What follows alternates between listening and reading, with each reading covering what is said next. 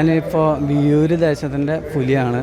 കഴിഞ്ഞ മൂന്നാമത്തെ തവണയാണ് ഞാനിപ്പോൾ പുലിവേഷം കെട്ടുന്നത്.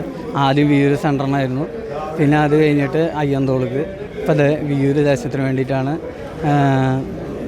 ഞാൻ വേഷം ഇട്ടിട്ടുള്ളത്. ഇനി നമ്മൾ എല്ലാ കൊല്ലം എൻ്റെ അഭിപ്രായത്തിൽ എന്താ വെച്ചെങ്കിൽ ഞാൻ എല്ലാ കൊല്ലം ഈ വേഷം ഇടാനാണ് ഞാൻ തീരുമാനിച്ചിട്ടുള്ളത്. എനിക്ക് അത്രയും താല്പര്യമുണ്ട്.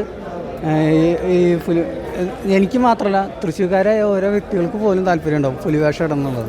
എന്താ വെച്ച് കഴിഞ്ഞാൽ പുലിക്കളി എന്ന് പറയുന്നത് ശരിക്കും തൃശ്ശൂർക്കാരുടെ ഒരു ഹരം തന്നെയാണ്. ശരിക്കും അത് കാണണമെന്നുണ്ടെങ്കിൽ വൈകിട്ട് 4 മണിയാകുമ്പോൾ തൃശ്ശൂർ സ്വരാജ് ഗ്രൗണ്ടിൽ വന്നു കഴിഞ്ഞാൽ